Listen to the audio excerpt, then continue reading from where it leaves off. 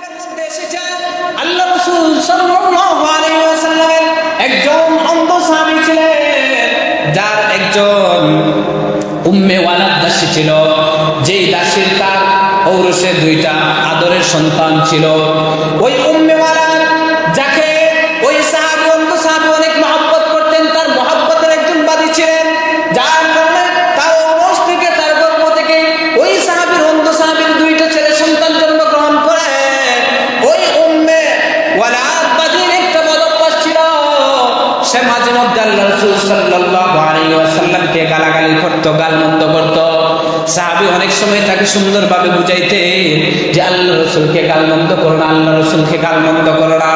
একদিন রাতের ঘটনা, রাতের বেলা প্রতিদিনের আজকে রাতে বসে আল্লাহ রাসূল সাল্লাল্লাহু আলাইহি ওয়াসাল্লামকে গালমন্দ করতেছে। সাহাবী তিনি তো আল্লাহ রাসূলের সংস্রবপ্রাপ্ত, যারা আল্লাহ রাসূলের একদম কাছে ছিলেন, তাদের সামনে আল্লাহ রাসূলকে গালমন্দ করলে তাদের শরীরের মধ্যে আগুন ধরে যেত, রক্ত গরম হয়ে যেত। আর এত দূর যাওয়া লাগবে না, আপনি আমি যে নগণ্য উম্মত, আল্লাহ রাসূলের উম্মত, আপনারা আমার সামনে দেখবেন কোন কুলাঙ্গার যদি আল্লাহ রাসূলের শান নিয়ে কটূক্তি করে আল্লাহ রাসূলকে গালমন্দ করে, তখন দেখবেন হাজারো এমনও রাসূলের উম্মত পাওয়া যায় যাদের শরীরের যে রক্ত আছে রক্ত গরম হয়ে যায়, হয় কি হয় না? অনেক সময় দেখবেন যে রাসূলের প্রেমের নজরানা দিতে গিয়ে নিজেদের জান পর্যন্ত আল্লাহ রাস্তায় বিলিয়ে দিতে তারা কখনো দ্বিধাবোধ করে না। ওই অন্ধ সাহাবী, আল্লাহ রাসূলের সংস্রবপ্রাপ্ত সাহাবী, তার সামনে উম্মে ওয়ালাদ রাতের আধারে আল্লাহ রাসূলকে গালমন্দ করতেছে। তিনি আর সহ্য করতে পারেন নাই, এক পর্যায়ে বাধা দেওয়ার পরে আর সহ্য করতে পারেন নাই, তবুও থামেন নাই।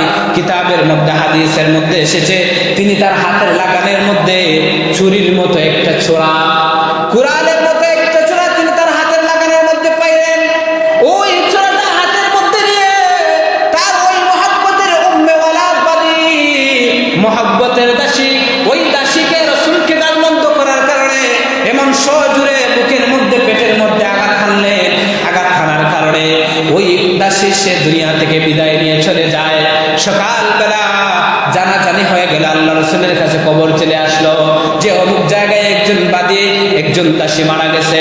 আল্লাহ রাসূল সাল্লাল্লাহু আলাইহি ওয়াসাল্লাম খবর পাওয়ার পরে তাৎক্ষণিক ওই জায়গার মধ্যে চলে গেলেন। যাওয়ার পরে সাহাবায়ে কেরামদেরকে উদ্দেশ্য করে আল্লাহ রাসূল সাল্লাল্লাহু আলাইহি ওয়াসাল্লাম ভাষণ দিতে লাগলেন, তোমাদের মধ্যে কে ওই বাদীকে, ওই মহিলাকে তোমরা হত্যা করেছ? আমি তোমাদের মাঝে ঘোষণা করছি তোমরা স্বেচ্ছায় এই হত্যাটা এটা তোমরা স্বীকার করো, না হয় কিন্তু আমি তোমাদের বিরুদ্ধে ব্যবস্থা নিতে বাধ্য হব। এমন সময় পিছন থেকে একজন অন্ধ সাহাবী, যিনি সাহাবায়ে কেরামদেরকে টিন্ডিয়ার সামনে কাঁপতে কাঁপতে আসলেন, তার শরীরের মধ্যে কম্পন সৃষ্টি হয়ে গেল, তিনি কাঁপতেছিলেন, কেঁপে কেঁপে কাঁপা গলায় তিনি আল্লাহ রাসূলকে বলতে লাগলেন, ইয়া রাসূলুল্লাহ, ইয়া হাবিবাল্লাহ, এই বাদীটা হচ্ছে আমার উম্মে ওয়ালাদ বাদী, আমি ওই বাদীটাকে মহব্বত করতাম, একে আমি হত্যা করেছি। আল্লাহ রাসূল সাল্লাল্লাহু আলাইহি ওয়াসাল্লাম সাহাবীকে জিজ্ঞেস করলেন, হে আমার সাহাবী, তুমি কেন তাকে হত্যা করলা? আল্লাহর হাবিব সাল্লাল্লাহু আলাইহি ওয়াসাল্লামকে জবাব দেয় সাহাবী, ইয়া রাসূলুল্লাহ, ইয়া হাবিবাল্লাহ, সে ছিল আমার মহব্বতের একটা বাদী, তার ঔরসে আমার দুইটা ছেলে সন্তান আছে, সে প্রতিনিয়ত আপনি রাসূলকে সে গালমন্দ করত। আমি অনেকদিন তাকে বুঝাইছে, কিন্তু গত রাত্রে সে এমন অকথ্য ভাষায় আপনাকে গালমন্দ করতেছিল, আমি তাকে বারবার নিষেধ করার পরেও সে আবার নিষেধ মানে নাই। এই জন্য আমি আপনার প্রেমে, আপনার মহব্বতে আমি ওই বাদীকে আঘাত করে এই দুনিয়া থেকে চিরবিদায় জানাই।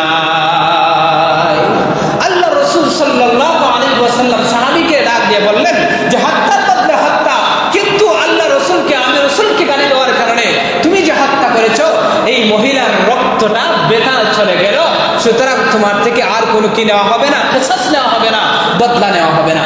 আল্লাহ রাসূল সাল্লাল্লাহু আলাইহি ওয়াসাল্লাম এর থেকেই তিনি স্পষ্ট ভাষায় ঘোষণা দিয়ে দিলেন, মান সাব্বা নাবিয়্যান ফাকতুলুহু, যে লোকটা নবীকে গালিগালাজ করবে, আল্লাহ রাসূলের আদেশ হলো ফাকতুলুহু, তাৎক্ষণিক তাকে তোমরা যদি তোমাদের সামর্থ্য হয় তাকে হত্যা করো। কি করো? হত্যা করো। আল্লাহ রাসূল বলেন, ওয়ামান সাব্বা আসহাবি ফাজলিদুহু,